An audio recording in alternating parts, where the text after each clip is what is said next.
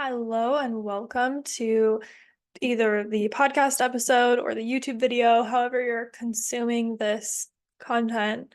Today I'm going to talk about the somatic definition of fawning and people pleasing. I think people pleasing is a word that really is like thrown around a lot, and I think it's kind of layman's terms. And then fawning is basically the somatic definition of what people pleasing is. Just to add some clarity to it, it's good to define things, especially, in the age of the internet where there's a million definitions for everything, especially pop psychology. Okay, so this is what you can expect. I'm going to go over the definition of people pleasing, the word people pleasing, and then the somatic definition of people pleasing, which is fawning, or appeasement. So when it's helpful, how it feels in your body, how it looks, like how can you notice it in someone else, and then long-term effects of people pleasing. Okay. So people pleasing is basically the layman's term for fawning or appeasement. Even in the somatic world, like everything, it's a practice. It's like the practice of medicine and the practice of psychology. It's something that's ever evolving. And so even the definitions within fawning and appeasement are split. And that's in a very technical, it's in a technical world where it's very science-based. So the definition of people pleasing, I feel, is even more casually used and probably has even more just general meaning. So the actual dictionary definition of people pleasing is someone or something that pleases or wants to please people. Fair enough. And then a person who has an emotional need to please others, often at the expense of his or her own desires or needs. I think that's a great encapsulation because a lot of people, when they see my content, it will really resonate with them a lot. Be like, oh my God, this is so me. But then they say, but I'm not a people pleaser. And I think I didn't necessarily use the word people pleaser. I think we kind of like picture someone who's like a doormat, who's just like letting, who has no boundaries and no say and no backbone and just like nothing. Like I'm just fully at your disposal and willing to do anything to get you to like me. But I think most of us experience it in a much more nuanced way. And I know for myself, before I got into this work, I don't think I would have maybe labeled myself as a people pleaser. But then once I learned about the somatic definition of fawning, I was like, holy shit, that is me. But I just use the word people pleasing because, like I said, it's more widely understood. Got to catch people in the big funnel, you know? But I think people pleasing, like I said, is very widely used term. So essentially, a person who has an emotional need to please others, often at the expense of his or her own needs and desires. Okay, so we're going to, before we move forward, people pleasing is also cultural. So I have my background in school, in college was international business. So I did a lot of cultural studies, a lot. It's my favorite. And there's certain cultures where that's just not as much of a thing. It's funny how in English there's this like word that's come of it, people pleasing. I also speak French. I learned French in Belgium. And I just say that because when you learn the language in the country, there's you learn the culture that's associated with the language. And I was recently watching a video on Instagram of a French girl saying that they don't have the word people pleaser in French. Like it doesn't translate. They don't have a French equivalent. They just say like, I am a people pleaser. Je suis un people pleaser. And so it's kind of funny because it's cultural, and not saying that there's no people pleasers in France, but it's just, I think it's important to mention that this element of fawning and people pleasing has a heavy cultural element. In certain cultures, you're really encouraged to smile and be extroverted, and we associate friendliness with goodness. And that's really big in the United States, especially. When I went to live in Europe, it doesn't feel as strong there. I'm not saying it's like void of it completely, but it's more socially acceptable to not be as like smiley and outgoing all the time. Here, it's really can feel kind of draining sometimes. And then I've heard, I'm not super familiar with Korean culture, but I've heard Korean cultures even more where they smile even less. I know when I go to certain Vietnamese restaurants, they don't even smile at you at all. They just give you your food, throw it down on the table, and walk away. Not that, I did experience that in Vietnam as well, but yeah, so just to mention that there's a cultural element present in all of this as well. It's kind of inseparable. But there we have the cultural element, the individual level, and then we have the biology, and we're kind of covering all of that. Okay, so now we're going to go into fawning, which is the biology part. So just checking I didn't skip anything. Okay, so sorry if you already are familiar with the 4 trauma responses. We're going to go over them really quickly. But if you're not familiar, I encourage you to check out my Beyond Fawning workshop because I go very in depth into it. It's on YouTube and my podcast. Okay, so we have the 4 trauma responses. We have fight, where your body is propelled towards the threat. This might feel like anger, rage, confrontation. I want to yell, I want to scream, I want to punch. We love. Cool. And then we have flight. Your body is propelled away from the threat. In all of these, your body is deciding. This isn't a conscious thought. This is your body survival response.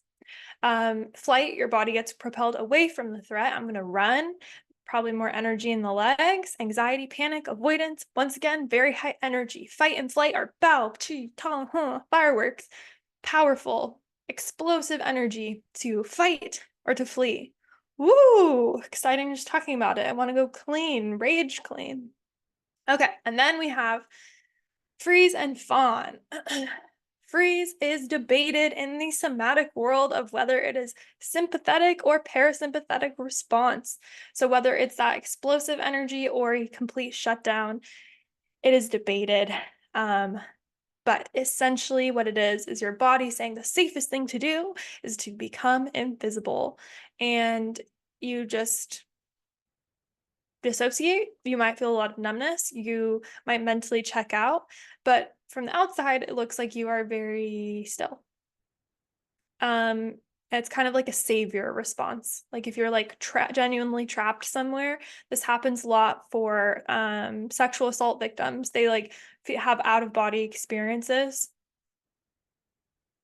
And also fawning too, but freeze, right? Dissociative. Okay, we love freeze too. We love all of them. And then fawn, yay, that's why we're here. Fawn, appeasing the threat. So this one's really interesting because your body goes towards the threat, but not to fight it like it would a bite, but to appease it. So there's this relational aspect. It looks like people-pleasing, codependency, lack of boundaries. And instead of genuine connection, if you're familiar with polyvagal theory has dorsal vagal, which is the shutdown. I'm not going to go into it too much right now, but in case you're familiar. And then the other one that I can't remember, oh my gosh, I'm going to remember it right after. And then ventral vagal. So there's like the explosive energy, the shutdown energy, and then ventral vagal, which is the safety, connection. Just came out of a yoga class. I'm feeling connected to myself. I'm having that, it's like the balance, the green zone where you're just feeling good. So when you're in the green zone and you're engaging with someone, you probably are feeling connected to yourself. You're like, oh, I'm kind of hungry right now. Talking to them, oh, I'm kind of hungry. Oh, my back kind of hurts. Oh, my legs feel nice. Not that you'd say these in conversation, but maybe, I don't know. And then you go, oh, wow, that tree looks really beautiful. Or you're noticing your surroundings. You're very aware of your surroundings. You're orienting. And then you're talking to them and you're engaging. And just even notice how your body feels when I talk about that. My body's like, yeah. With fawning, there's tension in the body. So we are actually activated when we're fawning. Our body is like, there's a threat. We need to mobilize. there's a sense of urgency. And we're engaging with the person to appease them, and we're probably not connected to our own body. So, right, what I just mentioned, the situation where we're in that green zone, we're in the ventral vagal zone, connected, grounded, safe. When we're fawning, our body's activated, and we're probably not like, oh, I'm hungry. I probably feel numb. I probably don't even realize I'm not feeling my body right now. I might not notice my surroundings as much because I'm just orienting so much towards this person and giving myself to them energetically so that they don't attack me. They don't get mad at me. And usually, we're going to talk about origin. I don't have a slide for that because I forgot. So we'll stay on the last slide. Normally, the origins of this, because if you think, why am I doing this with everyone? Why am I fawning with this cashier? Like, they've never done anything to me. I know I'm safe at the grocery store. The origins of this response usually are born when we are in childhood because we might have caregivers who are emotionally volatile or we feel unsafe with, or who had narcissistic traits and tendencies, or there was enmeshment, or whatever it was. There's lots of different reasons that we might fawn, or bullying in school. It might not just have been home life, but as a child, our bodies are not developed enough to have a successful fight response, and our body knows that. As a child, our body is not going to have a great time running away. You're kind of stuck there with your caregivers. And so this is a response that is very popular in that sense. I go really deep into this in the Beyond Fawning workshop. I'm just going to touch on it. But this is an intelligent response that's born of a very real sense of threat or perceived threat. So maybe our parent wouldn't actually hit us, but our body felt, oh, I'm really not safe. You know, taking up space or being loud. So I'm going to fawn and divert the threat, divert the attention, divert the threat. Okay. How it might feel in your body. So fawn, and just notice as I mention this, because when we talk about things, we might feel it in our body, and I know I'm feeling it in my body, and that's okay. But just notice. I know I'm talking really fast too. Normally they say you need to talk slow in somatics because it shows you're connected. But I say I'm excited about the content. Okay. I just did a workout class too, so I'm probably riding that high. I strained my foot. Like, that's so embarrassing. It was in the warm-up. Anyway, how it might feel in your body. It might feel, fawning might feel like tension. It might feel like urgency, like you're interacting with someone with a sense of urgency. Might feel like clenching or bracing. Could feel like breathing fast or even holding your breath.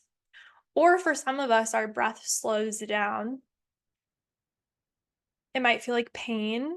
For myself, I had so much chronic pain in my neck for years.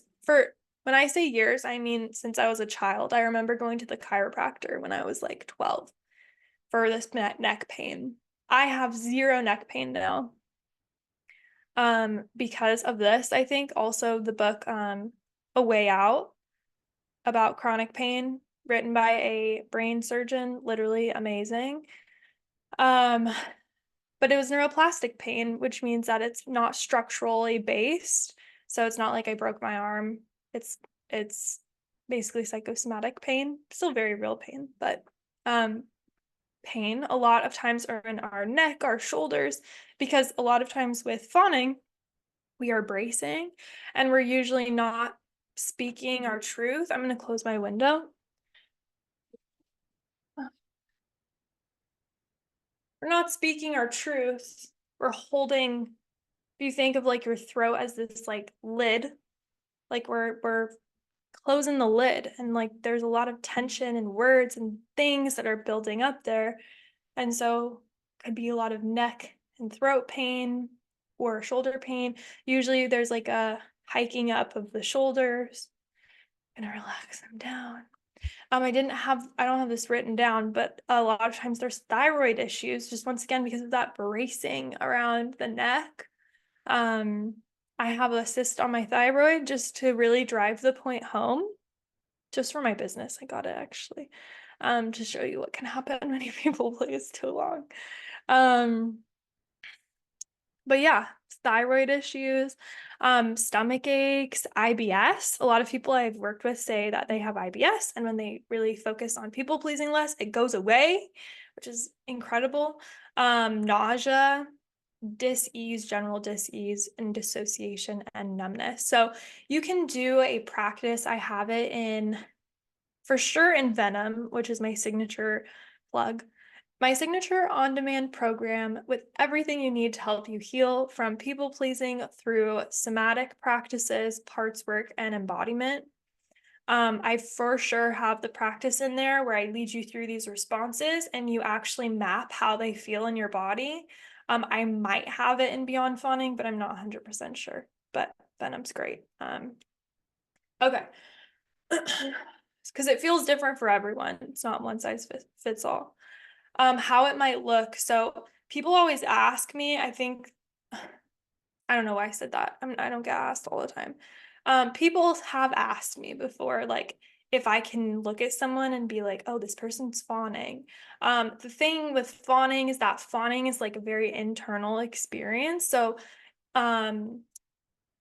like, I might look like I'm fawning, but if I, on the inside, am feeling, like I said, connected to self, connected to my environment, connected to you, clear, grounded, it's not fawning. If I am talking to you and I'm feeling this internal tension, you might be like, oh, Callie's having a great conversation with this person, but I'm fawning because I have this tension. I'm maybe being inauthentic. I'm smiling when I don't think, things are funny, and so on and so forth. So I just want to mention that before we go into how it might look, because you really can't like look at someone and be like, oh, this person's fawning. You can make an assumption, which I'm going to do in a moment, with someone for an example, but you can't be sure. So how it might look from an external perspective, it might look like leaning in. A lot of times with fawning, we lack boundaries. So there's this leaning in that happens. There's also a lot of people talk about fawning and connected to anxious attachment. And there's a lot of like debate around that. I'm not really decided myself, so I don't feel like presenting anything as fact, but there's theories around it being anxious attachment. There's theories around it just being a certain kind of narcissism, like this new definition that April Dawn Harder talks about that I really love, where it's like two sides of the same coin. There's us having our boundaries violated, and then us also violating other people's boundaries, and that rage overseeing I talk about a lot. But nonetheless, there's a leaning in. There's usually smiling a lot, but it's not a authentic smile. It's like a tense smile. And I find myself doing this a lot. Could be laughing, like a fake laugh or like a giggle or like and it's oftentimes a very reflexive, so we might not even notice it. It could look like collapsed body language where you're making yourself small. Tense smile, and eyes. I just had a woman on the podcast named Sage, and she does facial massage, and she has like a PhD in micro expression. And so she was talking about how with fawning, there's like a smile on the face, but the eyes are mismatched.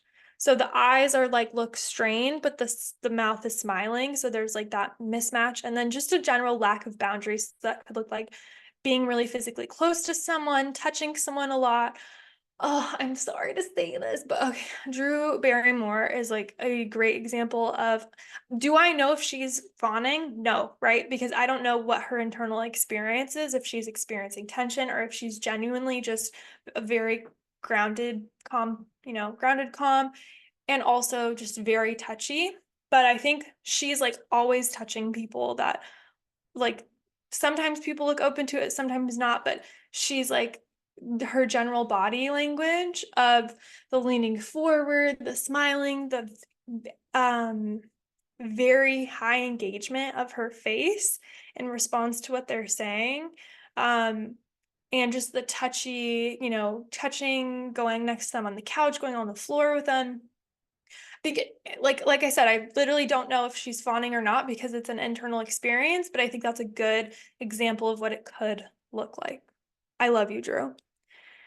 Okay, and that's all for my slides. But one last thing I'd like to chat about is the long-term effects of fawning. So fawning is a stress state. So coming back to this chart with the trauma responses or the survival resources from our body, all of these are stress states. So there's a certain amount of tension and mobilization that happens, and they're so fucking amazing, and they're also meant to be temporary. So they happen, we move through it, the event ends, and then we move forward with our lives, and our bodies kind of return to this like homeostasis. When we're in chronic fawning, we never really return to that homeostasis, or we do. I think like when I was at my peak fawning, I could like relax a little when I was alone in my room or at yoga when I like wasn't talking to anyone. But apart from that, I was very activated. Anytime I was like around people, I was like putting on a performance. It's very performative. Fawning, you probably could win an Oscar, you know? I could probably. I've fooled plenty of people, right? Um, I was like, should I be ashamed of that? No. We're all here together. Okay, so it is a chronic stress state. So because of that, there's, like I said, all these like somatic sensations, going back to the how it might feel in your body, tension, bracing, holding your breath, all these things. And then when you are in an activated state, one of two things can happen depending on if you are in the sympathetic or the parasympathetic nervous system. You can either have like, well, you can have multiple, but depending on which kind of side of the nervous system you are in, for lack of a better term, really bad stomach issues, like I said, IBS, like actual inability to digest your food because your energy is not going to your stomach, it's going in your digestive system, it's going instead to your arms and feet, and your body thinks, okay, we need to mobilize, which means like we need to get out of here and get going and have the arms and legs ready to go. Autoimmune issues are huge. Either autoimmune issues or getting sick all the time. I was like sick all the time. I used to be sick all the time. When I moved to Belgium, I was sick for 6 months, literally. And one of my host moms was like, it's probably because you're not speaking, because I couldn't talk French. And I was like, I think it's because it's fucking cold here. But looking back, I think she was kind of right because I was in such a stress state. I mean, I've seen it go as far as people like losing their hair, chronic pain, really chronic pain. I've experienced those thyroid issues. And then, that's just like the physical. And then on a more like structural, relational level, we can end up, in a job that we don't like, surrounded by people where we're like really working hard to keep the chemistry alive and the friendships. And it can feel like we're like playing a role in our own life. And it can feels kind of scary on like a spiritual level where like, I feel like the people in my life don't even know who I am. And so those are like the long-term effects of fawning and people pleasing. And that's why I do this work, because it's just important and it's delicate when you start to fawn less. So that's the somatic definition of fawning. I hope that was helpful for you. And if you want to learn more, seriously, my program Venom's amazing. It's completely on demand, which means that you can go on anytime and do it at your own pace. It is like a 101 guide. Like if you're starting your people pleasing journey, even if you are familiar with somatics and embodiment, it's somatics, embodiment, parts work. A lot of everything's rooted in somatic psychology and science. So it's very factual oriented and based. And Yeah, so that is my signature program. You can enroll anytime. I think it's $295, but there's payment plans that start at $45 a month to try to make it more accessible. And I have a retreat coming up. If you're listening to this, there's not much time left because registration closes May 17th or 19th. But it's going to be a 5-day retreat in the Sequoias of California. Absolutely stunning. And the purpose of the retreat, the theme is Journey to Paradise, and it's about finding pleasure within. So a lot of times in trauma work, we like orient towards pain and threat, which is like, yay, fun. We love shadow work. I love shadow work. Everyone loves shadow work. Um, but it's really, really, really super supportive to your nervous system to also orient towards beauty and glimmers and things that feel good in your nervous system. And that's what this retreat will be about. So it's going to be daily yoga, somatic workshops, amazing food. The property is incredible. Lots of free time on the property with saunas and a river on site. And really just a time for you to relax, and massage therapists. Okay, so thank you for watching. And if you have any questions, you can either send me an email. I may or may not respond via email. I'm trying to respond less to emails and DMs. But you can, once a week on Fridays, I'll put a little ask me anything box in my Instagram story. You can ask me anything there. And yeah, thanks for watching and listening. Bye.